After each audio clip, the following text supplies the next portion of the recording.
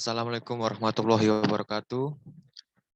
Kami dari kelompok etika bisnis ingin mempresentasikan tentang perlindungan konsumen dari sudut etika bisnis yang beranggotakan 5 kelompok yang terdiri.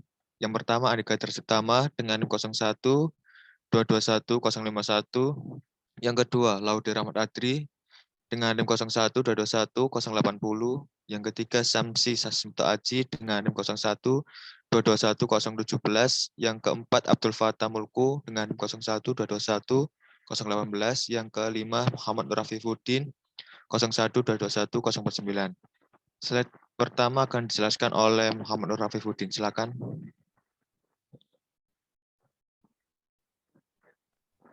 Definisi perlindungan konsumen. Menurut Undang-Undang No. 8 Tahun 1999 tentang perlindungan konsumen, Pasal 1, Butir 1, 2, dan 3. Yang pertama, perlindungan konsumen adalah segala upaya yang menjamin adanya kepastian hukum untuk memberi perlindungan kepada konsumen.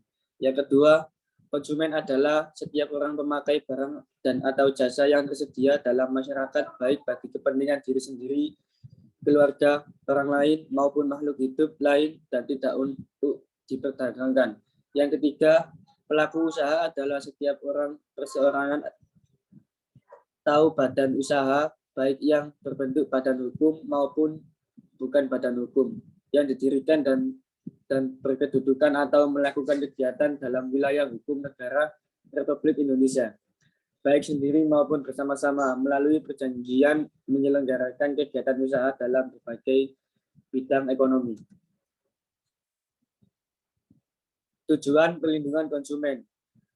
Yang pertama, meningkatkan kesadaran, kemampuan, dan kemandirian konsumen untuk melindungi diri. Yang kedua, mengangkat harkat dan martabat konsumen dengan cara menghindarkannya dari akses negatif pemakai barang dan atau jasa.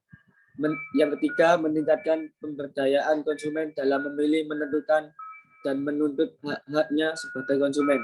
Yang keempat, menciptakan sistem perlindungan konsumen yang mengandung unsur kepastian hukum dan keterbukaan informasi serta akses untuk mendapatkan informasi.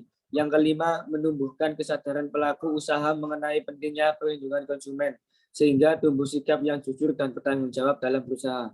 Yang keenam, meningkatkan kualitas barang dan atau jasa yang menjamin kelangsungan usaha, produksi barang dan atau jasa, kesehatan, kenyamanan, keamanan, dan keselamatan konsumen.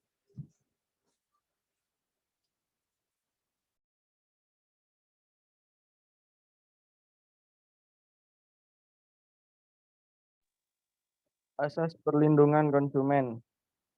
Asas manfaat. Mengamatkan bahwa segala upaya dan penyelenggaraan perlindungan ini harus memberikan manfaat besar-besarnya bagi kepentingan konsumen dan pelaku usaha secara keseluruhan. Asas keadilan, partisipasi seluruh rakyat dapat diwujudkan secara maksimal dan memberikan kesempatan kepada konsumen dan pelaku usaha untuk memperoleh haknya dan melaksanakan kewajiban secara adil. Asas keseimbangan, memberikan keseimbangan antara kepentingan konsumen, pelaku usaha, dan pemerintah dalam arti materi ataupun virtual. Asas keamanan dan keselamatan konsumen, memberikan jaminan atas keamanan dan keselamatan kepada konsumen dalam penggunaan, pemakaian, dan pemanfaatan barang dan atau jasa yang dikonsumsi atau digunakan. Asas kepastian hukum, baik pelaku usaha maupun konsumen mentaati hukum dan memperoleh keadilan dalam penyelenggaraan perlindungan konsumen serta negara menjamin kepastian hukum. Next.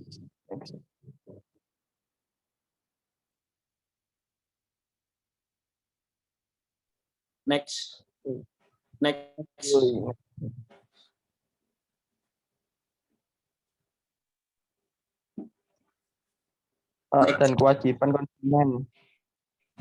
Hak untuk diberitahu, hak atas keselamatan, hak untuk memilih, hak untuk didengar, hak atas privasi. kewajiban membaca atau mengikuti petunjuk informasi dan prosedur pemakaian atau pemanfaatan barang dan jasa demi keamanan dan keselamatan. Beretikat baik dalam melakukan transaksi pembelian barang dan atau jasa. Membayar sesuai dengan nilai tukar yang disepakati. Mengikuti upaya penyesuaian hukum sengketa perlindungan konsumen. Upaya pengembangan perlindungan konsumen. Badan Perlindungan Konsumen Nasional bertugas 1. Memberikan saran dan rekomendasi kepada pemerintah dalam rangka penyusunan kebijakan di bidang perlindungan konsumen.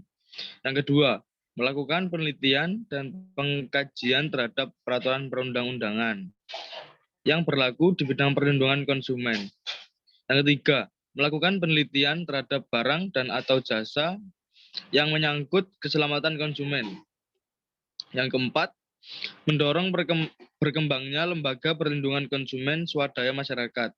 Yang kelima, menyebarluaskan informasi melalui media mengenai perlindungan konsumen dan memasyarakatkan sikap keberpihakan kepada konsumen. Yang keenam, menerima pengaduan tentang perlindungan konsumen dari masyarakat. Lembaga perlindungan konsumen swadaya masyarakat atau pelaku usaha dan melakukan survei yang menyangkut kebutuhan konsumen. Next. Lembaga perlindungan konsumen swadaya masyarakat memiliki 2 tugas.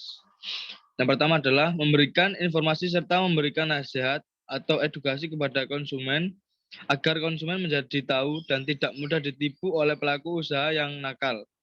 Yang kedua, apabila telah terjadi sengketa berupa barang atau jasa oleh pihak pelaku usaha kepada konsumen yang dirugikan, Lembaga Perlindungan Konsumen Swadaya Masyarakat atau LPKSM mempunyai wewenang untuk menggugat pelaku usaha ke pengadilan negeri.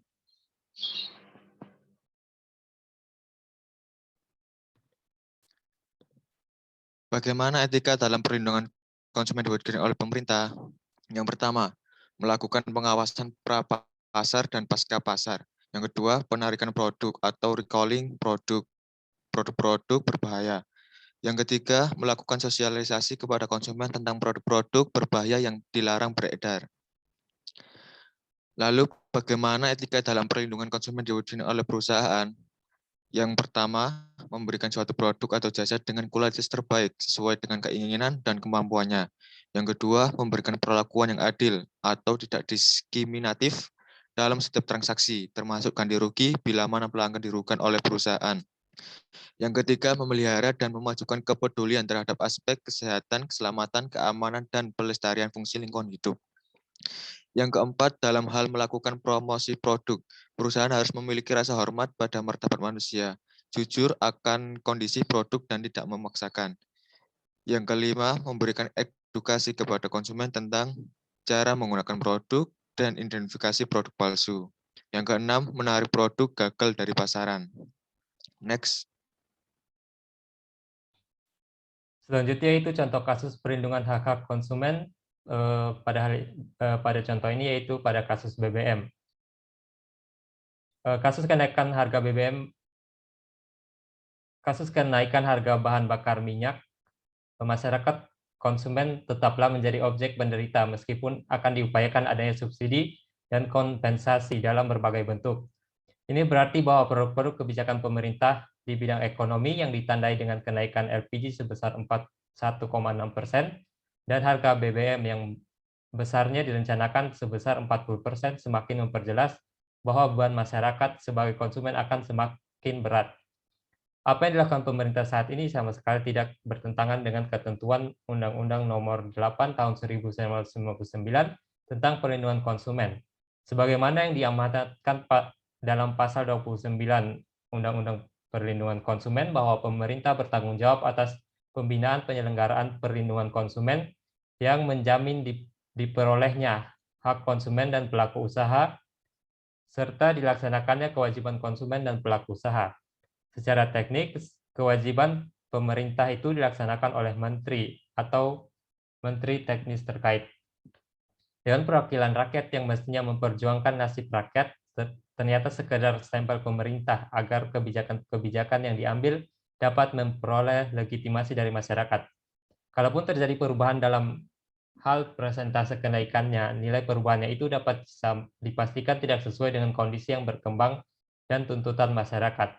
Rakyat menjerit karena harga-harga sudah terlanjur meningkat jauh sebelum kepastian kenaikan harga BBM diputuskan.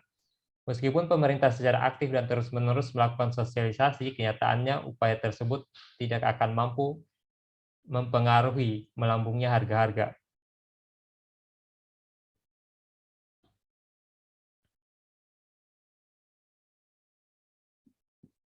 Baik, kesimpulan dari presentasi kelompok kami kali ini yaitu konsumen adalah setiap orang pemakai barang dan atau jasa yang tersedia dalam masyarakat, baik bagi kepentingan diri sendiri, keluarga, orang lain, maupun makhluk hidup lain dan tidak untuk diperdagangkan. Undang-Undang Nomor 8 Tahun 1999. Perlindungan konsumen adalah perangkat hukum yang diciptakan untuk melindungi dan terpenuhinya hak konsumen. Dengan kata lain, segala upaya yang menjamin adanya kepastian hukum untuk memberi perlindungan kepada konsumen.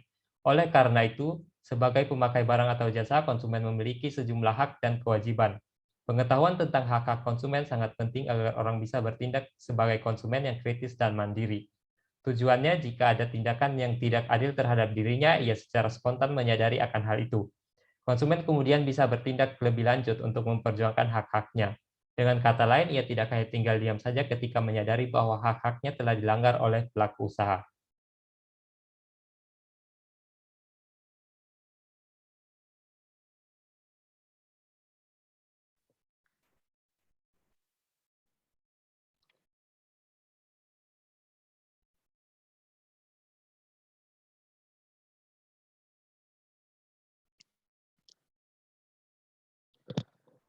Baik, sekian terima kasih dari kelompok kami. Apabila ada kurang lebihnya mohon maaf. Kami kelompok etika bisnis mengucapkan terima kasih. Wassalamualaikum warahmatullahi wabarakatuh.